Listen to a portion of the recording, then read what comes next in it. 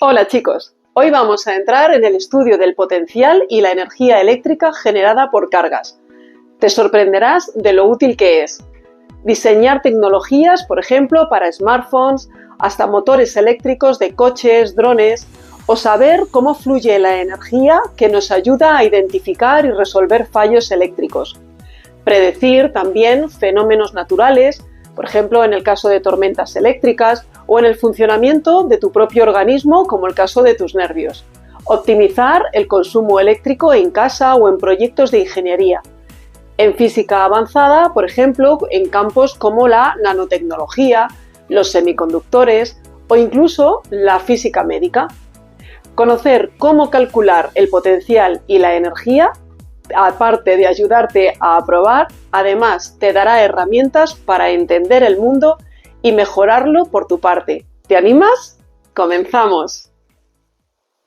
Para hablar de la energía del campo eléctrico, vamos a describir la siguiente situación.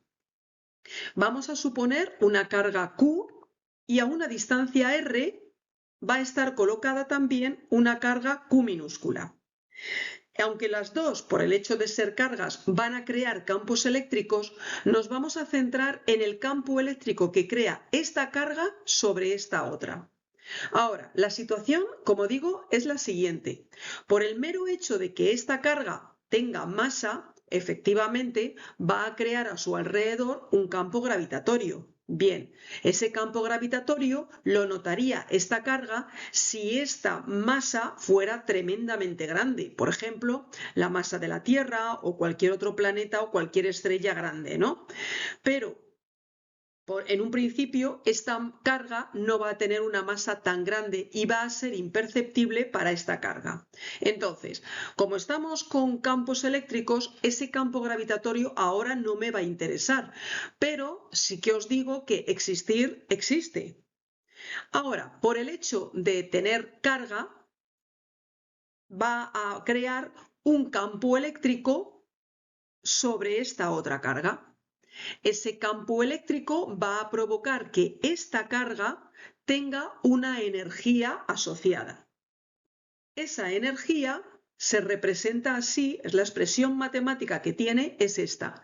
Energía es igual a K, que es el 9 por 10 elevado a 9 que vimos en la ley de Coulomb, multiplicado por el producto de las masas involucradas, la que crea el campo y la que lo sufre, y dividido por la distancia. Ahora, ¿qué interpretación tiene esta energía potencial? Bueno, pues aunque os lo escribo aquí, voy a explicarlo. Vamos a ver. La energía potencial que tiene esta carga es la energía que necesito para trasladarla desde un punto muy lejano, tan lejano que no siente los efectos de esta carga. Pues desde este punto tan lejano hasta este punto, si quiero trasladar esta carga, voy a necesitar una energía. Pues esa es la energía que calculo con esta expresión matemática. Ahora bien, ¿por qué digo que es desde un punto muy lejano? Pues es desde un punto muy lejano porque no va a sentir los efectos de esta carga. Es decir, el campo eléctrico creado por esta carga en ese punto tan lejano va a ser prácticamente cero. Si el campo es cero, la energía que tiene la carga cuando está aquí en un punto tan lejano va a ser cero. Entonces, como digo, la energía que me da esta expresión es la que necesito para trasladar la carga hasta este otro punto.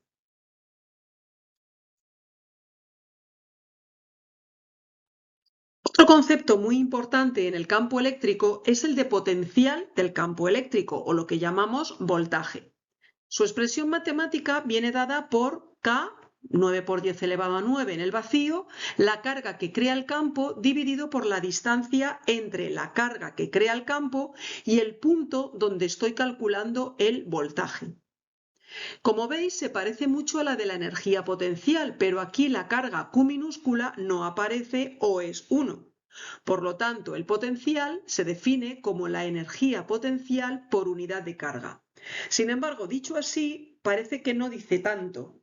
Vamos a decir entonces qué significa realmente el potencial o el voltaje. Bueno, pues para ello nos vamos a basar en lo que antes hemos aprendido de la energía potencial. El voltaje entonces es la energía que necesitamos para trasladar una unidad de carga desde el infinito hasta el punto que dista R de la carga Q mayúscula que crea el campo. Antes, en la energía potencial, ¿qué hemos dicho? La energía potencial es esa energía que necesito para traer una carga desde un punto muy lejano hasta un punto que dista R de la carga que crea el campo. Pues ahora, cuando hablamos de potencial, lo que traslado no es una carga Q, sino una unidad de carga. Por lo tanto, el voltaje es lo mismo que la energía potencial o la energía eléctrica, lo que pasa que cuando hablamos de voltaje, hablamos de unidades de carga. Una unidad de carga es la que estoy tratando. Mientras que cuando hablo de energía potencial, así tal cual, lo que traslado es una carga Q minúscula. Ahora también nos puede interesar calcular qué trabajo debemos emplear para trasladar una carga desde un punto a otro. En este caso yo he llamado pues desde un punto P a un punto Q. El trabajo sabemos que por definición es una variación de energía. Y según dijimos en el campo gravitatorio, es menos la variación de energía potencial. Es decir, menos energía potencial en el punto final, menos energía potencial en el punto inicial. Con el negativo se transforma en esta otra expresión. Este negativo, recordemos que quiere decir que el campo tiende a llevar las cargas hacia lugares con energías menores. En el campo gravitatorio lo podéis visualizar simplemente imaginando qué es lo que hace cuando algo cae. Va hacia alturas menores, o sea, va hacia energías menores.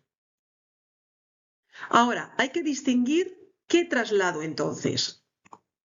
¿Traslado una carga Q o traslado una unidad de carga? O sea, en este caso, ¿qué estoy trasladando? ¿Una carga Q o una unidad de carga? Bueno, pues ambas situaciones las vamos a analizar en la siguiente diapositiva. Respondiendo a la pregunta que nos hemos planteado en la diapositiva anterior, a ver, cuando trasladamos una carga Q, hablamos de una variación de energía potencial entre el punto de salida y el punto de llegada, para calcular el trabajo que necesito para trasladar esa carga Q. Ahora, si lo que trasladamos no es una carga Q, sino una unidad de carga, entonces hablaremos de una variación de potencial entre el punto de salida y el punto de llegada para calcular el trabajo. Por tanto, si en un problema te piden calcula el trabajo para trasladar una carga Q desde un punto P a un punto Q, bueno, pues entonces multiplicas el valor de esa carga por la resta de los potenciales en ambos puntos. Eso es equivalente a restar las energías potenciales en ambos puntos. Si resulta que te dicen que lo que trasladas es una unidad de carga, esta Q vale 1. Por lo tanto, si vale 1, el trabajo es directamente la resta de los potenciales que hay en el punto de entrada y el punto de salida de esa unidad de carga. Ahora, importante, llevamos todo el rato hablando de energías, de potenciales. Bien, pues esto es muy importante lo que voy a deciros, y es, solo en campos que llamamos conservativos hablamos de potenciales y energías potenciales.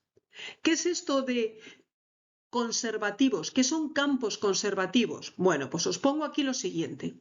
Son campos en los que la energía se conserva. ¿Qué quiere decir esto? Que la energía en el punto inicial de una trayectoria es igual que la energía del punto final. Por lo tanto, si la trayectoria es cerrada, diremos que la variación de la energía desde ese punto inicial al punto final es cero. Y entonces, si esas energías son cero, aplicando esto que tenemos aquí, resulta que interpretamos que no hay trabajo, no se ejerce trabajo para llevar a cabo el traslado desde un punto inicial a un punto final, porque como ambos coinciden y ambos tienen la misma energía, ¿qué ocurre? Pues que esto parece extraño, pero se entiende pensando que no hay fuerzas disipativas como podría ser, por ejemplo, la fuerza de rozamiento, en cuyo caso hay energía que se desprende. Esto sucede, por ejemplo, en el campo gravitatorio y en el eléctrico que estamos estudiando en este nivel. En ambos no consideraremos fuerzas disipativas. Vamos a ver que en el campo magnético, que es el siguiente que se suele estudiar a continuación del campo eléctrico, no vamos a hablar ni de energías ni de potenciales. Por lo tanto, a ver, repito ahora con otras palabras. Solo cuando estamos estudiando campos que son conservativos, hablamos de energías y por tanto de potenciales. ¿Qué significa que son campos conservativos? Que la energía en todos los puntos de la trayectoria que sigue o bien una carga o bien una masa, en todos esos puntos tenemos la misma energía. O lo que es lo mismo, si la trayectoria es cerrada, no se realiza trabajo para que la carga o la masa, depende de lo que hablemos, lleve a cabo esa trayectoria. Nos puede parecer raro, pero ¿por qué? Pues porque estamos acostumbrados a que normalmente en el mundo que nos rodea hay fuerzas disipativas, como por ejemplo es la fuerza de rozamiento. Esa fuerza de rozamiento hace que se desprenda energía que no vemos, pero que se desprende en forma de calor. Por eso sabemos que la energía al final de un trayecto es menor que la energía al comienzo. Espero que entonces ya con esta explicación ya te haya quedado claro que tanto en el campo gravitatorio como en el campo eléctrico, por eso hablamos de energía potencial, porque son campos conservativos. Voy a hablaros del principio de superposición y quiero hacer una aclaración.